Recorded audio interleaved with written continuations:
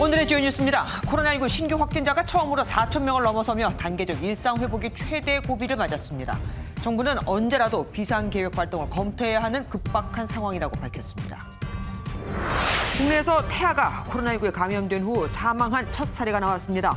산모는 임신 25주 차인 지난 18일 확진 판정을 받고 나흘 뒤 사산했는데 백신은 접종하지 않은 것으로 확인됐습니다. 전두환 씨 빈소엔 5공화국 정치인과 군 인사들의 조문이 이어졌습니다. 장례식장 주변 한쪽에선 지지자들이 국장을 해야 한다며 시위를 벌였고 또 한쪽에선 5.18 민주화운동 피해자들이 사과 없이 세상을 떠난 전 씨를 비판하며 국가를 상대로 손해배상 소송을 내겠다고 밝혔습니다. 이재명 더불어민주당 대선 후보가 국민의 아픔을 신속하게 책임지지 못했다며 큰절을 하고 사과했습니다.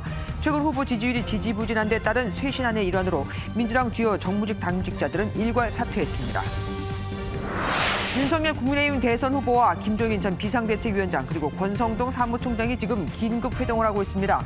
윤 후보는 총괄 선대위원장 합류를 놓고 고민하는 김 전 위원장의 설득에 들어간 것으로 알려졌습니다. 삼성전자가 20조 원 규모의 반도체 위탁 생산 파운드리 새 공장을 미국 텍사스주 테일러시에 짓기로 했습니다. 이재용 부회장의 뉴 삼성 경영에도 탄력이 붙을 것으로 보입니다.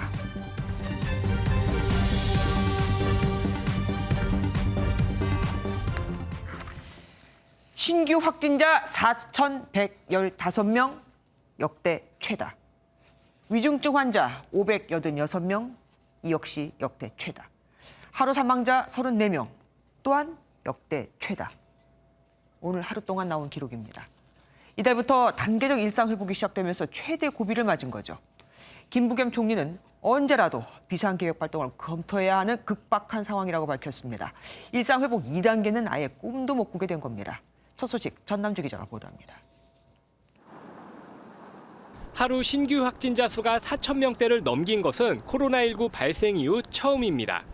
일상 회복이 시작된 지난 1일까지만 해도 1,684명에 머무르던 신규 확진자 수는 3일부터 2,000명대, 17일부터 3,000명대로 급격히 올라섰고 24일 만에 4,000명대를 돌파한 겁니다. 역시 수도권이 심상치 않습니다. 서울이 1,734명, 경기 1,184명, 인천 221명으로 수도권이 76.3%를 차지했습니다.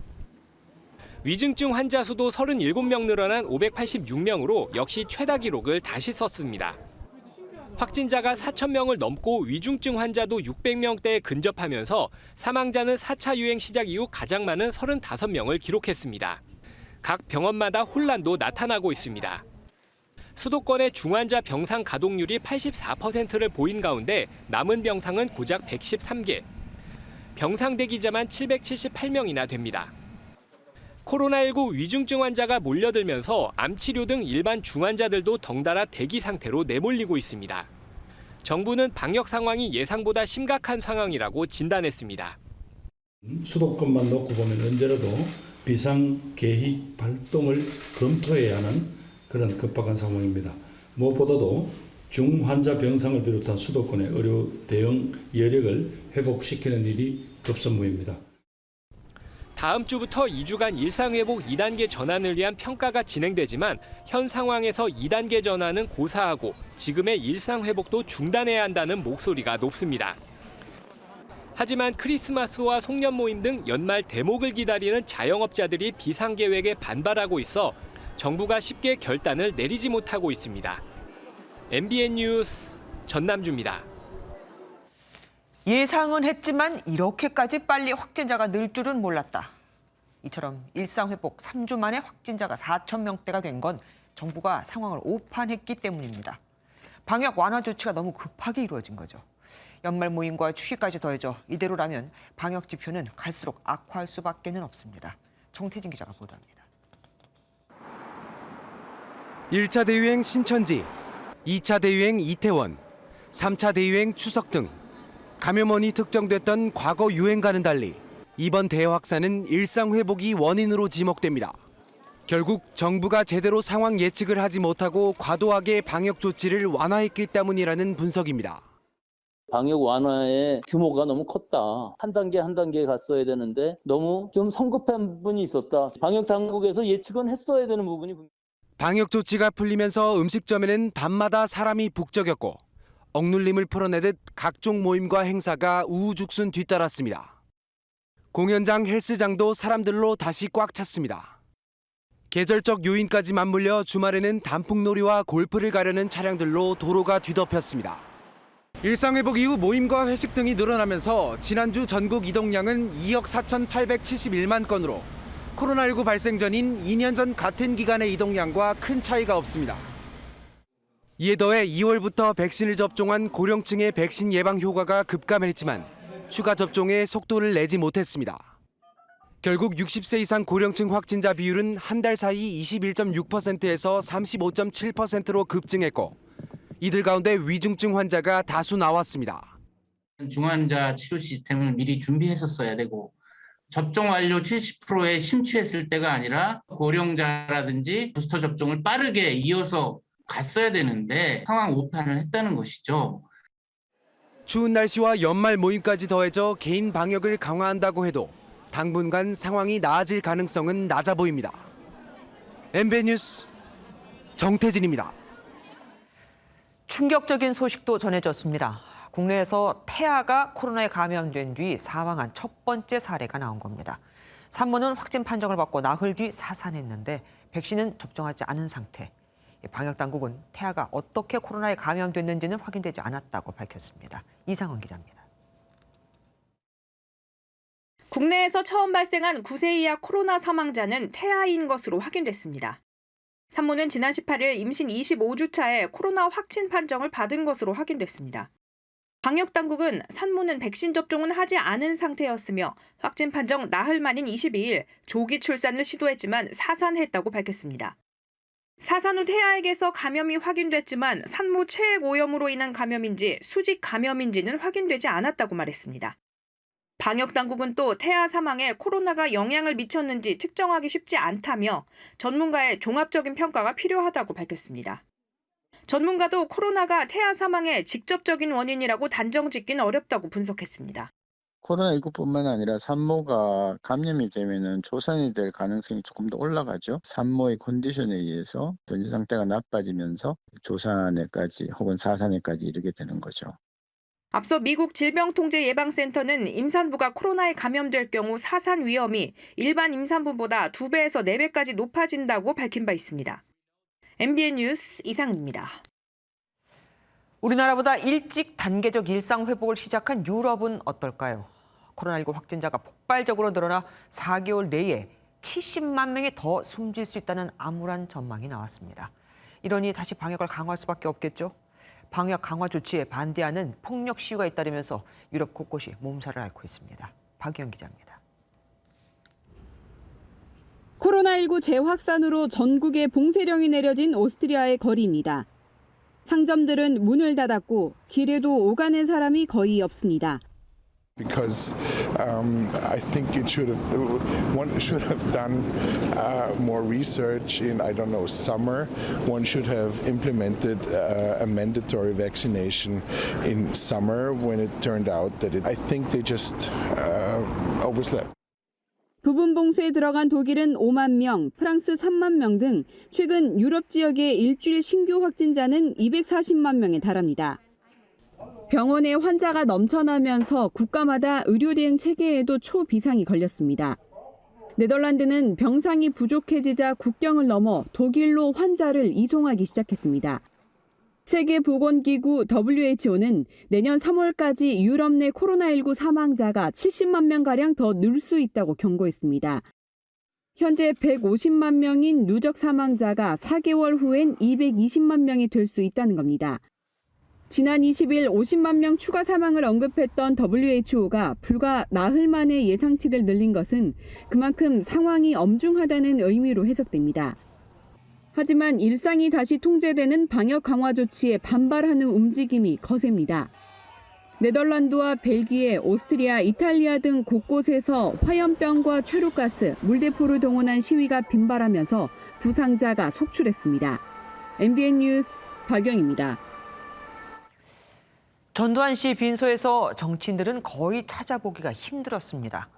국민의힘은 논란 끝에 김기현 원내대표가 개인 자격으로 조문에 나섰고 홍준표 의원은 조문 계획을 철회했습니다. 박장 기자가 보도합니다. 국민의힘이 개인 자격의 조문만 허용하면서 지도부 가운데 유일하게 김기현 원내대표가 전두환 씨 빈소를 찾았습니다. 사람의 죽음 앞에서는 누구나 숙연해질 수밖에 없다는 인간적 차원에서 조문을 하는 것이 최소한의 도리라고 생각합니다. 전 씨의 과거 사위였던 윤상현 의원이 첫날 다녀간 데 이어 전 씨 구속 시위를 주도한 이재호 전 의원을 비롯해 주호영 의원도 조문 행렬에 합류했습니다. 원로격인 반기문 전 유엔 사무총장은 고인과의 인연을 회상했습니다. 인연이 깊었다는 것보다도 한때 대한민국의 그 대통령을 또 하셨던 분이고 또 공직에 있으면서 직감적으로 제가 뵌 일이 또 자주 있습니다. 한때 박근혜 전 대통령의 근조화환 가짜 해프닝이 일기도 했고 박글영 씨는 조문에 나서 눈길을 끌었습니다. 하늘에 계신 아버지와 또 얼마 전에 작고하신 노태우 대통령 또 오늘 이렇게 별세하신 그 전두환 대통령 세 분이 좀 만나셨으면 좋겠습니다. 정치적 이유를 떠나 조문을 가는 것이 도리라고 말했던 홍준표 의원은 청년 지지자들의 반대 의견을 받아들인다며 조문을 철회했습니다. MBN 뉴스 박자한입니다. 5공화국 시절 날아가는 새도 떨어뜨렸다는 이른바 실세로 불렸던 인사들도 빈소를 찾았습니다. 현장에 나가는 취재기자에게 현장 분위기 들어보겠습니다. 김태린 기자. 네, 오늘 오전 신촌 세브란스 병원 전두환 씨 빈소엔 5공화국 당시 실세였던 인사들의 발길이 이어졌습니다. 장세동 전 안기부장이 이틀째 빈소를 찾았고 5공화국 마지막 청와대 민정수석을 지낸 김용갑 전 수석도 빈소를 방문했습니다. 김 전 수석은 전 씨가 노태우 전 대통령을 설득해 6.29 선언을 이끌었다고 주장했습니다. 전 대통령한테 바로 그 다음 날 노 대통령하고 이제 저녁 약속을 해가지고 대통령이 직접 또 설득을 했어요. 3, 4일간 계속 이 문제를 가지고 논의가 참 급박했었는데 그 결과적으로 이제 며칠 지나서 합의가 돼가지고 국민 여론 수렴 과정을 통해 가지고 6.29 선언을 발표했습니다. 60 황태자로 불린 박철원 전 장관은 조문 뒤 전 씨의 영면을 기원한다고 밝혔습니다. 정영희 전 재무부 장관, 김진영 전 육군참모총장 등도 빈소를 찾아 조문했습니다. 그런데 일반 조문객을 받는 과정에서 소란도 있었다면서요. 전 씨 빈소는 오전엔 한산한 편이었지만 오후엔 보수 성향 단체 회원을 비롯한 전 씨 지지자들이 몰렸습니다.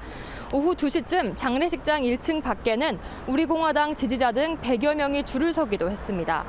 병원 측이 방역 지침상 동시 입장이 어렵다고 입장을 제안하자 항의가 이어졌고 보수 성향 유튜버들도 몰리면서 혼잡이 빚어지기도 했습니다. 또 조문을 마친 한 지지자가 가족장이 아니라 국가장을 해야 한다며 소리를 지르다 제지를 당하기도 했습니다. 오늘 새벽에는 보수 성향 단체인 태극기 혁명 국민운동본부가 보신각 앞에 추모 분향소를 기습 설치했다 철거를 당하는 일도 있었습니다. 전 씨의 장례는 가족장으로 5일간 치러질 예정인데 내일 오전 10시엔 입관 절차가 진행될 예정입니다. 입관식은 불교식으로 치러지며 전 씨의 시신은 유언에 따라 화장될 것으로 보입니다. 지금까지 신촌 세브란스 병원에서 MBN 뉴스 김태림입니다. 5.18 광주 민주화운동 피해자들은 끝내 사과 없이 세상을 떠난 전두환 씨를 대신해 전 씨의 가족들이라도 사죄를 해야 한다고 주장했습니다. 피해자들은 당시 신군부의 무력 진압으로 인한 정신적 피해에 대해서 과거 보상법에 의해 일정한 생활 지원과 보상은 받았으니까요. 국가를 상대로 손해배상 소송을 제기하기로 했습니다. 서영수 기자입니다.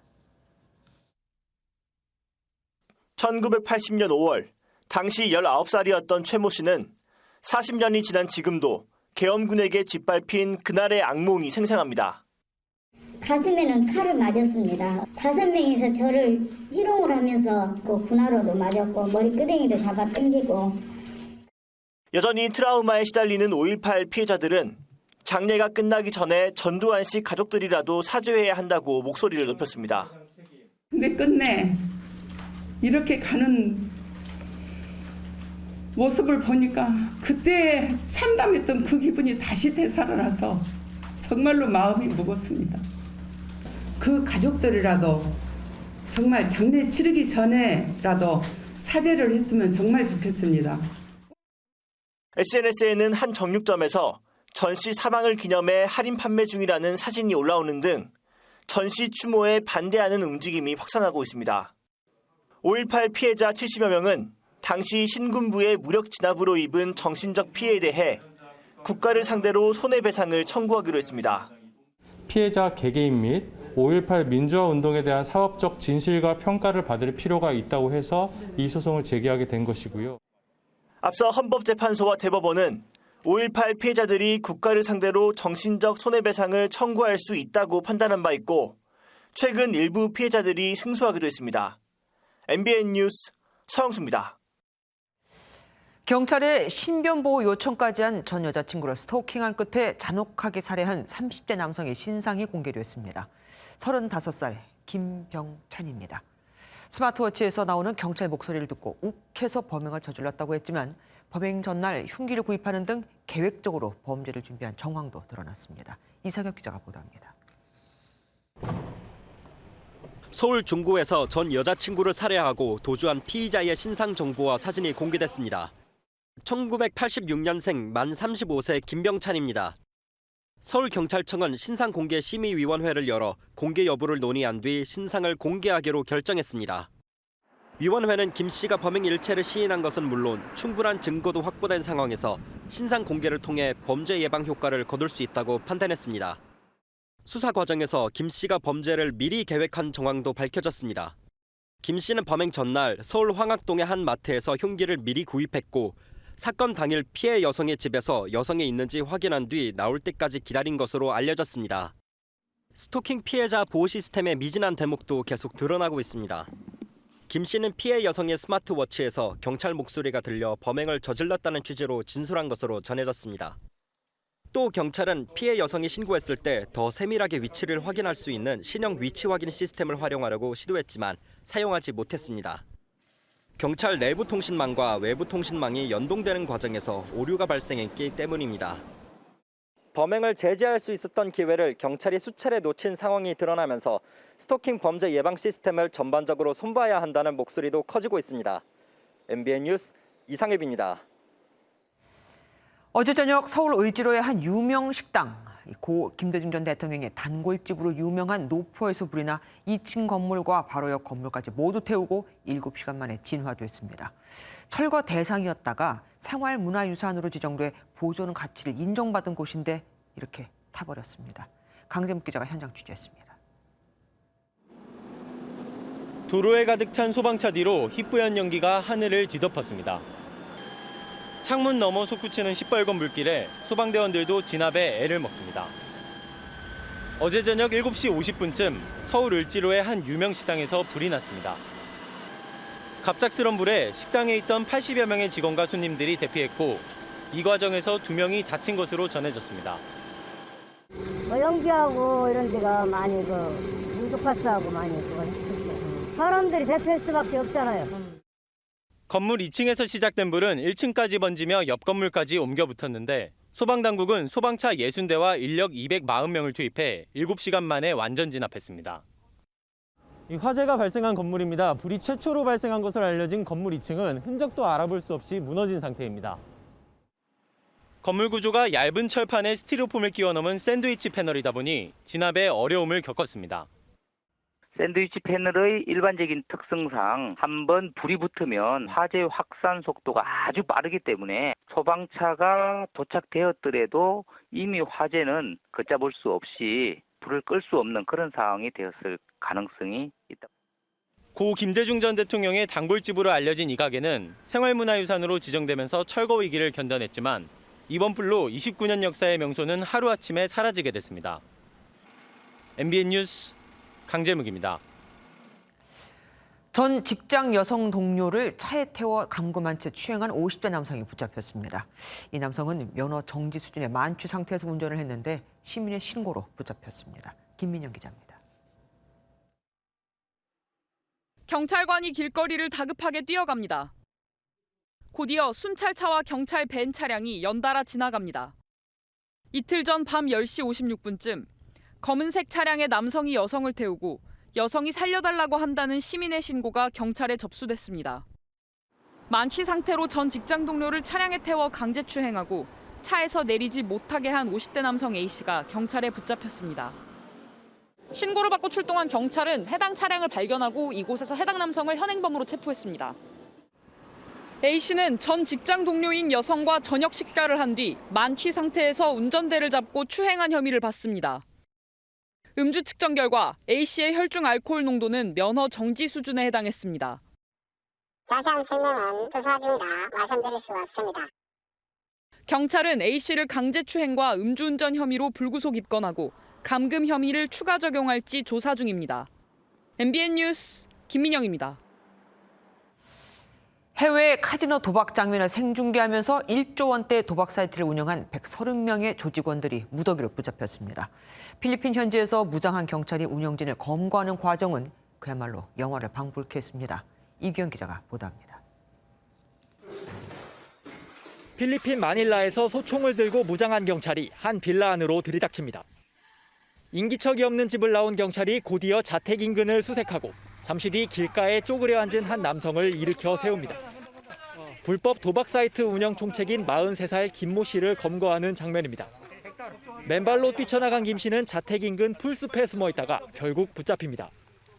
김 씨 등 조직원 130명은 지난 2018년 7월부터 1년 5개월 동안 필리핀 등 동남아에서 도박 사이트를 운영했습니다. 현지 카지노의 도박 장면을 실시간으로 중계하면서 돈을 걸거나 운동 경기에 돈을 거는 방식의 도박 게임을 진행했습니다. 도박 참여자들이 입금한 돈은 무려 1조 3천억 원에 달했습니다. 실제 도박장에서 이루어지는 화면에 자기가 직접 베팅함으로써 실제 현장에서 자기가 게임을 하는 것 같은 어떤 그런 느낄 수 있어서 아마 좀 선호하지 않나. 이들은 광고로 모집한 조직원들의 여권을 빼서 이탈을 막았습니다. 2년간 집중 수사를 벌여 이들을 검거한 경찰은 범죄 수익금 8억 원에 대해 기소 전 몰수 보전 조치했습니다. 경찰은 아직 검거되지 않은 조직원 20명에 대해 전원 적색 수배 조치하고 이들을 추적하고 있습니다. MBN 뉴스 이규현입니다. 마약 밀수 소식을 전하면서 종종 역대 최대 규모라는 표현을 자주 사용했었는데 이번 기록은 당분간 그 누구도 깨기 어려울 듯합니다. 부산항에 들어오는 화물선에서 무려 4천만 명이 동시에 투약할 수 있는 코카인이 발견됐거든요. 우리나라 인구수가 5천만 정도 되죠. 아보카도 수입 컨테이너에 숨겨져 있었습니다. 박상호 기자가 보도합니다.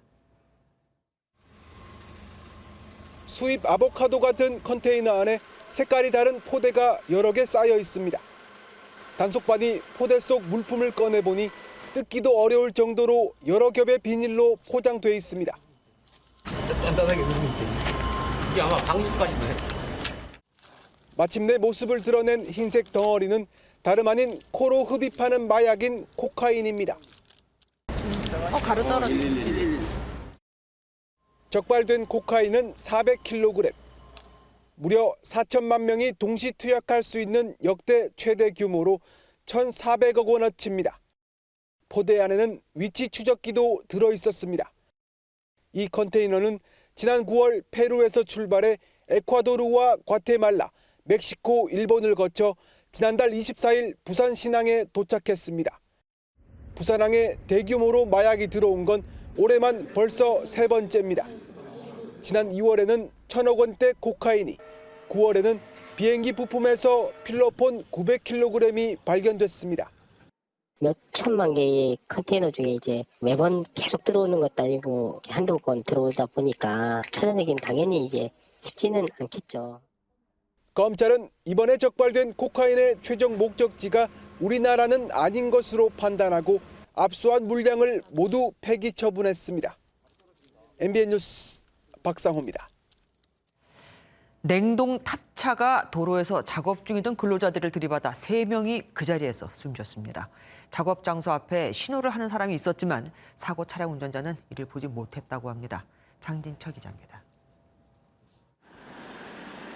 트럭 2대가 인도에 걸쳐 있고 도로 곳곳에 파편이 나뉜 겁니다.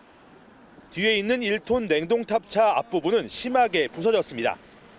강원 춘천시 동면 내부 순환도로에서 사고가 난 건 오늘 오전 11시 10분쯤.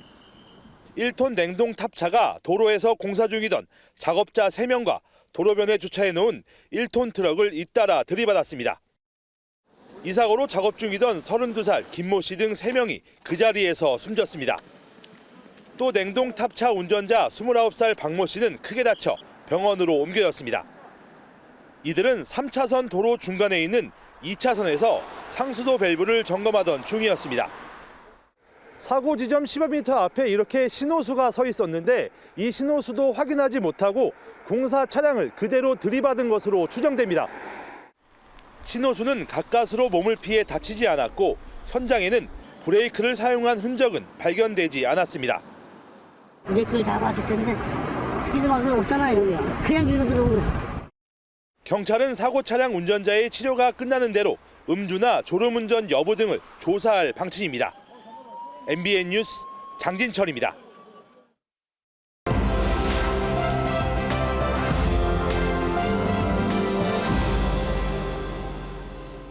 키워드를 살펴보는 화제의 뉴스, 픽뉴스 시간입니다. 오늘은 윤지원 기자와 함께하겠습니다. 어서 오십시오. 첫 번째 키워드, 판매자는 총살. 처음부터 왜 이렇게 무섭습니까? 뭡니까? 네, 바로 북한에서 드라마 오징어 게임을 밀수해서 판매한 사람 이야기입니다. 네. 이 오징어 게임 열풍, 북한에서도 예외는 아니었는데요. 이 한 고급 중학교, 그러니까 우리나라로 따지면 고등학교 학생들이 오징어 게임을 보다가 적발됐습니다. 그러니까 지금 드라마 때문에 총살을 당한다 뭐 이런 얘기 같은데 통제가 심하잖아요. 북한 학생들이 어떻게 이걸 구했습니까? 네, 말씀드린 것처럼 한 밀수업자가 이 오징어 게임 파일이 들어있는 USB를 중국에서 북한으로 밀반입해 온 겁니다. 예. 이 학생 중에 한 명이 이걸 구입해서 친구들과 함께 본 건데요. 이 키워드처럼 밀수업자는 조만간 총살을 당할 예정이고요. 또 USB를 구입한 학생은 종신형, 같이 본 학생 6명은 5년의 노동교화형을 선고받았습니다. 아니, 처벌이 너무 센 거 아닙니까? 네, 이렇게 처벌이 센 이유가 있습니다. 네. 이 지난해 발표된 반동 사상문화 배격법 때문인데요. 이 한국과 미국 드라마를 시청, 보관, 유포하는 사람은 최고 사형에 처하도록 한 법안입니다. 이 국경 폐쇄에도 불구하고 북한에서는 암암리에 오징어 게임이 밀반입되고 있다고 하는데 이번 중형 선고로 주민 불안이 굉장히 큰 상황입니다. 북한이 그 어떤 무기보다 두려워하는 게 문화, 한류인 듯합니다. 네. 영국에서도 오징어가 주목받고 있다는데 뭡니까? 네, 왜냐하면 이 오징어가 보호를 받아야 하는 동물로 지정이 됐기 때문입니다. 이 영국은 이 동물권 개선을 위해서 동물복지법이라는 걸 개정하고 있는데요. 이 기존의 보호 대상은 척추동물로 한정이 됐는데 최근에는 오징어나 문어, 랍스터 등도 고통을 느낄 수 있다라는 연구 결과가 나오면서 보호 대상을 확대하기로 한 겁니다. 우리는 산낙지도 먹고 낙지를 왜 이렇게 끓는 물에 산채로 넣기도 하고 그러는데 찔리네요. 어쨌든 영국에서 법이 개정되면 그럼 어떤 변화가 생기는 겁니까? 네, 말씀하신 이유 때문에 요식업계에 큰 변화가 예상이 됩니다. 이 식용으로 이용을 할 때 인도적인 방법을 따라야 한다라는 건데요. 이 우리나라를 예로 들어보겠습니다. 연포탕을 끓일 때 이 보통은 산낙지를 그대로 끓는 물에 넣어서 삶는데요. 영국에서는 이런 요리법을 사용하면 안 되게 되는 거죠. 이 고통을 느끼지 않도록 전기 충격 등으로 통각신경을 먼저 마비시켜야 하고요. 그 뒤에 조리를 해야 한다는 겁니다. 예. 영국뿐만 아니라 유럽에서는 이처럼 동물 복지를 고려한 인도적인 살생이 확대되고 있다고 합니다. 우리나라에서도 왜 시위 중에 화로를 던져서 동물복지법에 위반됐었던 일이 있긴 있었습니다. 예.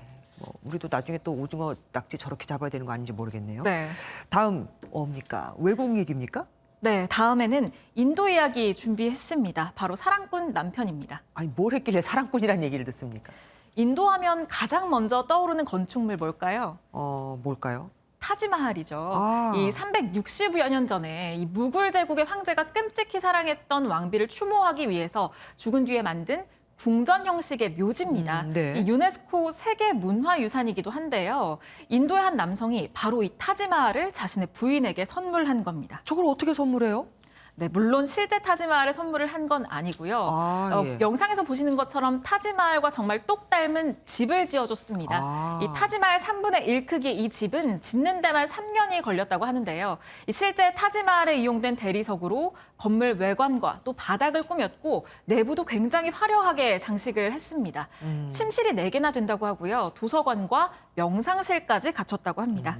진짜 타지마할은 부인이 죽은 다음에 선물했는데 지금 저분은 살아있는 부인에게 선물했으니까 어쩌면 더 나을지도 모르겠습니다. 네. 어쨌든 타지마할은 묘지인데 묘지를 선물해줬네요. 그리고 외신들이 우리나라 여성 패션에 깜짝 놀랐다는데 이거 무슨 얘기입니까? 바로 헤어롤 때문입니다. 앵커님께서도 자주 이용하실 것 같은데요. 주로 머리에 컬을 주기 위해서 쓰는 건데 요즘 연예인들의 출근길, 패션에서 심심치 않게 찾아볼 수 있습니다. 네네. 연예계뿐이 아니죠. 지난 2017년 박근혜 전 대통령 탄핵 심판 선고일에 바로 이 장면 기억하시나요? 네, 기억합니다. 네, 이정미 전 헌재소장 권한대행이 헤어롤을 달고 출근해서 얼마나 바빴으면 헤어롤을 하고 출근했겠냐면서 화제가 됐었죠. 네. 당시에 추미애 전 장관은 내가 헤어롤 원조다라면서 이 자동차 출근길 사진을 보시는 것처럼 공개를 하기도 했었습니다. 그런데 미국 언론이 이거를 주목하는 이유가 뭡니까? 네, 공공장소에서 아무렇지 않게 헤어롤을 하고 다니는 여성들이 굉장히 신기했나 봅니다. 그래서 인터뷰도 실었는데요. 이 뉴욕타임즈는 이들이 내가 신경 쓰는 사람들 앞에서만 잘 보이면 그만이라고 생각한다라면서 이 젊은 여성들의 관습에 얽매이지 않는 독립적인 사고방식을 보여준다고 진단했습니다. 그러니까 헤어롤에서 세대의 변화를 내다본 겁니다. 그러니까 남이 아닌 바로 내가 내 삶의 중심이 된다. 이런 거를 저 헤어롤을 통해서 볼 수 있다 이거네요. 네. 자, 다음 보겠습니다. BTS 얘기네요? 네, 맞습니다. BTS가 왜 거기서 나와입니다. 어디서 나왔는데요? 네, 미국의 LA 중심지의 한 횡단보도에서 BTS가 깜짝 공연을 진행했습니다. 예. 지금 보시는 것처럼 대표곡이죠. 버터와 다이너마이트 공연을 선보였는데요. 이 주변에서는 환호성을 쏟아내고요. 또 운이 좋게 이렇게 BTS를 만난 시민들 이 차 안에서 또 길을 가다가 공연 영상을 촬영해서 SNS를 통해서 공유하고 있습니다. 네. 미국의 유명 토크쇼에 BTS가 출연하는데 이 토크쇼 코너 중에 크로스워크 콘서트라는 코너가 있는데 이걸 진행하기 위해서 한 공연이라고 합니다. 예. BTS는 지난해에 이어서 올해도 그래미 어워즈에 노미네이트 되지 않았습니까? 네, 그렇습니다. 한국 최초로 2년 연속 베스트 팝 듀오 그룹 퍼포먼스 후보에 올랐는데요. 네. 다만 그래미 어워즈를 바라보는 해외 팬들의 시선은 좀 싸늘합니다. 이 본상인 제너럴 필즈 후보에 들을 것이라고 예상을 했는데 이 본상 후보에는 BTS가 올라가지 않았기 때문인데요. 네. 외신들까지 그래미의 평가가 박하다라고 지적하고 있습니다. 내년에는 이 그래미의 벽을 좀 깨봤으면 좋겠습니다. 지금까지 윤지원 기자와 함께했습니다. 고맙습니다. 이재명 더불어민주당 대선 후보가 국민의 아픔을 예민하게 책임지지 못했다며 바닥에 엎드려 사과했습니다. 쇄신안의 하나로 보이는데요. 민주당 주요 당직자들도 발맞춰 선대위 쇄신에 앞장서겠다며 일괄 사퇴했습니다. 이현재 기자입니다. 정기국회 입법 사안을 정리하는 민생개혁 간담회에서 이재명 민주당 후보가 사죄의 절을 했습니다. 이 후보의 큰절에 놀란 지도부도 자리에서 일어나 고개를 숙였습니다. 개발이익 환수제를 포함해 공공부문 노동이사제 법안 등의 입법 속도를 언급한 이 후보는 여당 단독 처리나 패스트트랙 등 방안을 총동원할 것을 주문했습니다. 아니 어차피 저기 패스트트랙인지 태우는데 한꺼번에 많이 태워버리지 뭐 그게 훨씬 효율적이지 않습니까? 네. 그냥 하면 되죠 뭘 어렵습니까? 야당이 반대하는 법안은 단독 처리하자고까지 말하자 입법 독주에 대한 우려의 목소리도 나왔습니다. 이렇게만 끝내버리면 와 이재명 후보 민주당 막 이렇게 해가지고 밀어붙이는 거 아니야 이런 한편에 또 다른 이 불협화음이나 공포도 있을 것 같아요. 네. 한편 민주당 주요 당직자들은 이 후보의 선대위 쇄신론에 힘을 싣겠다며 일괄 사퇴의 뜻을 밝혔습니다. 이재명 후보가 새로운 민주당을 선언한 지 이틀 만입니다. 과감한 당의 변화와 쇄신에 앞장서며 각자의 위치에서 대선 승리를 위해 최선을 다하겠습니다. 대선 승리를 위해 모든 것을 내려놔준 용단에 감사하다고 응답한 이 후보는 선대위 직책은 필요한 부분부터 개편하겠다고 밝혔습니다. MBN 뉴스 이현재입니다. 국민의힘 총괄 선대위원장직 수락 여부를 두고 고민을 거듭하던 김종인 전 비상대책위원장과 윤석열 대선 후보가 지금 같이 저녁을 먹고 있습니다. 권성동 사무총장도 함께하고 있는데 김 전 위원장이 과연 총괄 선대위원장직을 수락할까요? 현장에 노태영 기자 나가 있습니다. 노 기자, 윤석열 후보하고 김 전 위원장 언제부터 만나고 있는 겁니까? 네, 조금 전 저녁 6시 반부터 만찬 회동은 진행되고 있습니다. 만찬 시작 전 윤석열 후보와 김종인 전 비대위원장은 환담을 나누며 좋은 분위기를 연출했습니다. 아침으로 드시고 6시 반에 막 이렇게 나오시는 거예요? 집에서 무슨 나는 아침은 뭐 과일 조금 먹고 그러고 나오니까. 이후 비공개로 전환된 만찬은 지금 1시간 20분 동안 이어지고 있습니다. 권성동 사무총장이 배석하고 있는데 윤석열 후보 측 관계자는 좋은 분위기 속에서 만찬을 한 뒤 나오면서 입장을 밝힐 수도 있다, 이렇게 전했습니다. 그렇다면 김 전 위원장이 총괄 선대위원장으로 합류를 하는 분위기라고 봐도 될까요? 네, 선대위 측 핵심 관계자는 이렇게 갑작스럽게 만찬 회동이 이뤄지는 점으로 미뤄볼 때 극적 합의의 가능성이 크다, 이렇게 전했습니다. 또 사실 오늘 김 전 위원장 사무실 앞은 권 사무총장이 오는 등 하루 종일 분주했습니다. 후보님의 뜻을 잘 말씀드렸고 생각을 조금 더 해보시겠다라는 취지로 저는 그렇게 이해를 했습니다. 윤 후보 측으로 분류되는 김재원 최고위원도 2시간 넘게 기다린 끝에 김 전 위원장과 면담하는 등 공을 들였습니다. 또 윤 후보가 대부로 모시며 정치적 조언을 구하는 이종찬 전 국정원장이 김 전 위원장을 직접 찾기도 했습니다. 그동안 윤 후보와 김 전 위원장 사이 갈등의 핵심은 김 전 위원장과 불편한 관계로 알려진 김병준 상임 선대위원장의 권한 문제인 것으로 알려졌는데요. 김 상임 선대위원장의 권한을 조정하고 김종인 전 위원장이 총괄 선대위원장으로 사실상 정권을 행사하는 방식으로 정리가 됐을 것으로 보입니다. 오늘 회동 결과로 내일 국민의힘 최고위원회에서는 김 전 위원장의 총괄 선대위원장과 6명의 본부장 선임이 의결될 것이라는 분석이 나옵니다. 지금까지 서울 광화문에서 MBN 뉴스 노태현입니다. 대선이 본격화되면서 상대 후보를 향한 도덕 검증도 치열합니다. 송영길 민주당 대표는 윤석열 비리센터를 찾아 격려했고 국민의힘 이재명 검증특위는 이재명 후보 친형 강제 입원 의혹에 대한 현장 조사에 들어갔습니다. 백길종 기자입니다. 더불어민주당이 윤석열 국민의힘 후보에 대한 비리를 제보해달라며 국회의사당 앞에 설치한 윤석열 가족 비리신고센터. 송영길 민주당 대표는 천막을 찾아 윤 후보의 무속 논란을 언급하며 적극적인 제보를 당부했습니다. 무속인들과의 관계 등을 봤을 때도 이런 분들이 국가를 대표하는 자리에 갔을 때 어떤 불확실하고 비과학적이고 이상한 국가 의사결정이 되지 않을까. 송 대표는 윤 후보의 부산저축은행 부실 수사 의혹을 비롯해 부인 김건희 씨의 도이치모터스 주가 조작 의혹, 장모의 부동산 투기 의혹 등을 거론하며 본격적인 검증을 시사했습니다. 국민의힘 이재명 비리 국민검증특위는 성남시 정신건강복지센터를 찾아 친형 정신병원 강제 입원 의혹 현장 조사에 나섰습니다. 얼마나 많은 사람들을 강제 입원시켰는지 알아보러 왔습니다. 성남의 전제군주 이재명 같은 분이 만약에 대통령이 된다면 온 나라가 사설 감옥이 될 수도 있겠다는 우려를 합니다. 지난주에는 변호사비 대납 의혹 관련 수사를 촉구하기 위해 수원지검을 찾았는데 대장동 의혹뿐만 아니라 조폭 연루설과 성남FC 뇌물 의혹 등에 대해서도 정보망을 총동원한다는 계획입니다. 여야 대선 후보들에 대한 각종 의혹이 잇따라 제기되면서 정책 대결뿐만 아니라 네거티브 공방도 더욱 치열해질 것이란 관측이 나오고 있습니다. MBN 뉴스 백길종입니다. 유령 법인 수백 개를 만들어 대포 통장 954개를 유통한 일당이 붙잡혔습니다. 보이스피싱이나 사이버 도박 조직이 빌려주었는데 이 대포 통장에 걸리면 다른 통장으로 바꿔주고 통장 명의 제공자들이 처벌을 받으면 변호사 비용과 벌금을 내주는 등 일명 AS까지 해줬습니다. 이 대포 통장을 통해 오간 돈이 무려 7조 원. 이게 다 서민들이 입은 피해 액수인 거죠. 김영현 기자가 보도합니다. 경찰이 한 원룸에서 남성을 체포합니다. 또 납부증 영장에서 그거지 앞에 출산이다. 어머나. 한쪽에서 발견된 비닐봉지에는 통장이 가득합니다.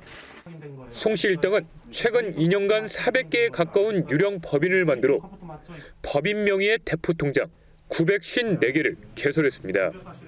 이들은 경제적으로 어려운 자영업자 등 지인들을 모집해 법인 통장을 만들게 한 뒤 매월 80만 원을 주는 조건으로 넘겨받았습니다. 법인이면 더 많은 계좌를 만들 수 있고 거래 금액이 커도 금융당국의 수사를 피할 수 있다는 점을 노렸습니다. 한 명의자는 계좌 20개 이상을 만들어 월 1,000만 원 넘게 받기도 했습니다. 이렇게 만들어진 불법 통장들은 보이스피싱이나 사이버 도박 조직에 넘겨졌는데 대여비로 개당 월 180만 원을 받았습니다. 이들이 대포 통장을 빌려주고 받아 챙긴 돈이 100억 원이나 됩니다. 그런 사이 이런 대포 통장들을 이용한 금융 범죄에 서민들은 무려 7조 원의 피해를 입었습니다. 불법 통장 대여 일당은 계좌가 범죄 행위에 이용됐다 발각돼 정지되면 다른 계좌로 바꿔주는 이른바 AS까지 제공했습니다. 이들은 조직을 도 유지하기 위해서 검거 시에 변호사 비용과 벌금 등을 대납해 주었고 집행유예 시에는 위로금을 주는 등 경찰은 총책 송 씨 등 13명을 전자금융거래법 위반 등의 혐의로 구속하고 나머지 104명을 불구속 입건했습니다. MBN 뉴스 김영현입니다. 인천 층간소음 살인미수 사건의 피의자가 검찰로 넘겨졌습니다. 스토킹 처벌법 위반까지 더해져서요. 그는 아랫집 주민이 경찰과 나누는 얘기에 격분했다며 우발적 범행을 주장했는데 부실 대처로 칼부림을 막지 못한 경찰관 2명은 오늘 직위 해제됐습니다. 노승환 기자입니다. 층간소음 문제로 아랫집 주민에게 흉기를 휘둘러 중태에 빠뜨린 피의자는 사과 한마디 하지 않았습니다. 피해 가족에게 할 말 없으세요? 경찰 조사에서 그는 아랫집 주민이 경찰에 하는 말을 우연히 듣고 격분해 우발적으로 일을 저질렀다고 주장했습니다. 당시 한 차례 다툼 후 피의자는 4층 집으로 돌아갔다 다시 아래층으로 내려와 피해자가 여경에게 하는 진술을 들은 것으로 보입니다. 경찰은 살인 미수와 특수 상해 외에 평소에도 아랫집 주민을 괴롭힌 사실을 확인하고 스토킹 처벌법 위반 혐의를 추가했습니다. 한편 출동한 빌라 3층에서 칼부림이 났는데도 현장을 떠난 경찰관 2명은 직위 해제됐습니다. 당초 여경만 사건 현장을 피한 것으로 알려졌는데 1층에서 비명을 듣고 뛰어들어간 남편을 따라가던 남자 경찰도 여경이 내려오자 함께 건물 밖으로 나온 것으로 확인됐습니다. 경찰의 부실 대응 논란은 더 커졌습니다. 경찰은 아울러 이미 직위 해제한 담당 경찰서장과 다른 관계자들도 철저히 조사해 엄정 대처하겠다고 밝혔습니다. MBN 뉴스 노승환입니다. 바이든 미국 대통령이 비축유 5천만 배럴을 방출하겠다고 밝혔습니다. 중국도 여기에 동참하기로 했죠. 긴장 관계에 있는 두 나라, 갑자기 왜 손을 잡는 걸까요? 워싱턴에서 최중락 특파원이 전해왔습니다. 치솟는 유가를 잡기 위해 바이든 미국 대통령이 비축유 방출 카드를 꺼내들었습니다. 우리나라와 일본, 인도, 영국 등 동맹국뿐만 아니라 갈등 관계인 중국까지 동참했습니다. India, Japan, Republic of Korea, and the United Kingdom have agreed to release additional oil from their reserves, and China may do more as well. This coordinated action will help us deal with the lack of supply, which in turn helps ease prices. 미국이 다른 주요 석유 소비국과 조율해 비축유 방출을 결정한 것은 이번이 처음입니다. 하지만 5천만 배럴은 미국에서는 이틀, 전 세계에서 12시간 안에 소비되는 양이어서 유가에 미친 영향은 크지 않았습니다. 공급 소식에도 서부 텍사스산 원유 가격은 전날보다 2.28% 오른 배럴당 78.5달러에 거래됐습니다. 우리 정부도 동참 의사를 밝힌 가운데 2011년 리비아 사태 당시 전체 비축유의 4% 수준인 346만 배럴 정도를 방출할 것으로 예상됩니다. 가뜩이나 지지율이 하락한 바이든 대통령이 중국과도 손을 잡는 것은 내년 중간 선거를 앞두고 반드시 물가를 잡아야 하는 비상 상황인 것으로 풀이됩니다. 워싱턴에서 MBN 뉴스 최중락입니다.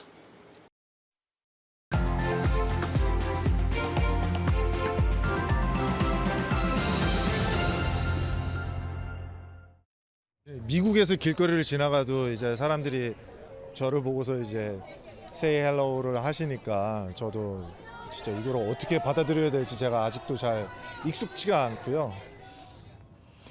오징어 게임으로 이정재 씨의 인기도 엄청나졌죠.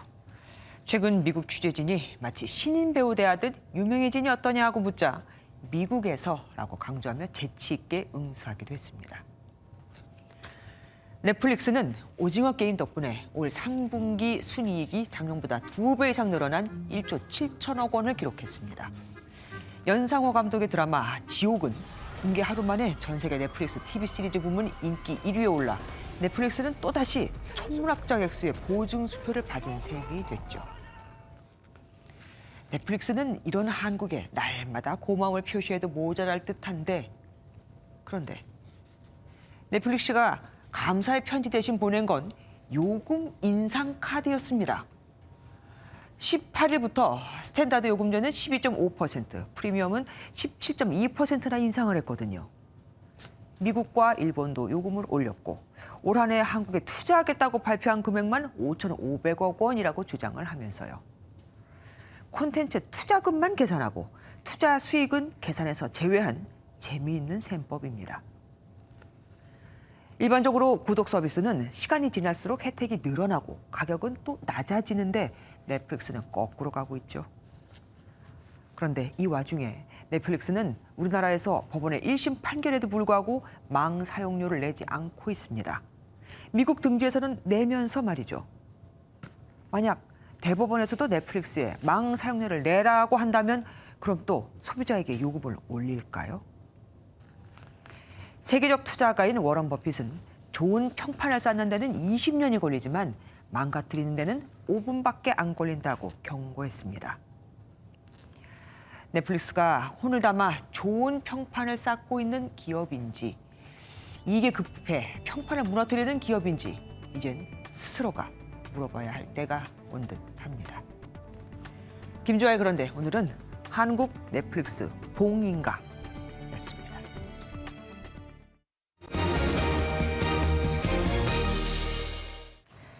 삼성전자가 미국 텍사스주 테일러시에 20조 원을 들여 시스템 반도체 주문 생산 라인을 건설합니다. 미국 출장을 마치고 귀국한 이재용 부회장은 시장의 냉혹한 현실을 직접 보니 마음이 무겁다고 했죠. 미국은 SK 하이닉스가 중국에 반도체 장비를 배치하는 건 반대하고 있죠. 미중 사이에 끼인 반도체 업체들만 힘듭니다. 박은채 기자가 보도합니다. 파운드리 반도체는 설계 전문 업체가 발주한 제품을 주문 생산한 반도체입니다. 메모리 반도체와 달리 파운드리를 포함한 시스템 반도체는 삼성전자가 약세를 보이는 분야입니다. 삼성전자가 2024년 준공을 목표로 미국 텍사스주 테일러시에 파운드리 공장을 건설하기로 했습니다. 오스틴 공장과 수십 킬로미터 떨어진 곳입니다. 삼성전자는 2030년 시스템 반도체에서 세계 1위를 목표로 하고 있습니다. 11일간 미국, 캐나다 출장을 마치고 돌아온 이재용 삼성전자 부회장은 마음이 무겁다고 밝혔습니다. 투자도 투자지만 이번에 이제 우리 현장의 그 처절한 목소리들, 시장의 냉혹한 현실, 제가 직접 보고 있게 되니까 마음이 무겁네요. 이 부회장은 최종 입지 선정에 앞서 워싱턴 DC에서 제이크 설리번 국가안보보좌관과 브라이언 디스 국가경제위원장을 만나는 것으로 알려졌습니다. 그렉 에버 텍사스 주지사는 입지 선정 결과를 발표한 자리에서 고맙다는 뜻을 연거푸 밝혔습니다. Thank you, Samsung. Thank you again, Samsung. 삼성전자는 테일러시로부터 1조 2천억 원 이상의 세금을 감면받는 것으로 알려졌습니다. 시스템 반도체를 설계하는 기업의 70%가 미국에 집중이 돼 있습니다. TSMC와 인텔은 미국의 시스템 반도체 공장을 짓겠다고 발표를 했죠. 삼성전자는 테일러시 공장이 평택 라인과 함께 첨단 파운드리 사업의 전초 기지가 될 것이라고 기대감을 나타냈습니다. MBN 뉴스 박은채입니다. 토지분까지 합쳐서 종합부동산세 대상자가 처음으로 100만 명을 넘었습니다. 고지서를 보고 이게 정상적인 세금이냐 하는 불만도 커지고 있는데 현장을 가보니 그럼에도 서울 강남 아파트는 팔 생각이 없어 보인다는 게 취재 기자 얘기입니다. 장명훈 기자입니다. 서울 강남구의 한 우체국. 종합부동산세 고지서 수천 통을 권역별로 분류하는 작업이 한창입니다. 이렇게 분류된 종부세 고지서는 우편을 통해 오늘부터 내일 사이 대상자들에게 전달됩니다. 종부세 고지서를 직접 확인한 사람들은 이게 정상적인 세금이냐며 반발하고 있습니다. 집 하나 갖고 30년, 20년, 30년 사는데 거기다 대고 때려서 뭐 열심히 사는 사람들 다 도둑놈 취급은. 임대 등록 기간이 끝나 임대 사업자가 말소된 사람들은 그야말로 폭탄을 맞았습니다. 해당 주택이 종부세 대상에 포함되면서 세금이 100배나 폭증했다고 불만을 터뜨립니다. 너무 어이가 없어가지고 힘이 빠지는. 한 1억을 주날 납부해서 6개월 안에 한 달에 뭐 2천만 원씩, 저희 연소득이 2천이에요. 정부는 종부세 부담이 크게 늘면서 다주택자들이 이제는 집을 팔 것으로 기대하고 있지만 시장의 반응은 회의적입니다. 특히 양도 차익이 큰 강남권 고가 주택은 매물이 잠길 가능성도 제기됩니다. 종부세 많이 나도 한탄 해도 바로 내는 게 없지 않아. 한 1억 정도 내는 거니까 한 번 정도는 이렇게 생각하는 거죠. 이런 가운데 토지분까지 합치면 이번에 종부세 고지서를 받는 사람은 102만 명으로 처음으로 100만 명을 넘어섰습니다. MBN 뉴스 장명훈입니다. 오늘 낮 기온 어제보다 올랐지만 여전히 춥습니다. 내일 아침에는 오늘 출근길보다 추위가 덜하겠는데요. 내일 아침 서울 0도로 오늘보다 2도에서 6도가량 기온 올라서겠고요. 추위가 완전히 풀리는 건 아닙니다. 모레부터는 기온이 다시 내려갈 것으로 전망됩니다. 동해안 지역은 건조주의보가 내려진 가운데 바람도 약간 강하게 불겠습니다. 화재 위험성이 높은 조건들을 모두 갖춘 만큼 세심한 주의가 필요하겠고요. 내일 새벽 서쪽 지역 곳곳에서는 빗방울이 떨어지는 곳이 있겠습니다. 기온이 낮은 곳으로는 눈이 조금 날리는 곳도 있을 것으로 보이는데요. 이 때문에 도로에는 살얼음이 어는 곳도 있을 것으로 예상됩니다. 내일 중부지방 서울의 낮 최고 기온 7도, 춘천 8도, 대전 11도로 오늘보다 낮겠습니다. 남부지방 바람이 다소 강하게 불겠는데요. 아침에는 대부분 영상권에서 출발하겠습니다. 강원 동해안을 따라서는 건조주의보가 내려졌습니다. 해상을 따라서는 물결이 매우 높게 일겠습니다. 주말까지는 맑은 날씨가 이어지겠습니다. 날씨였습니다.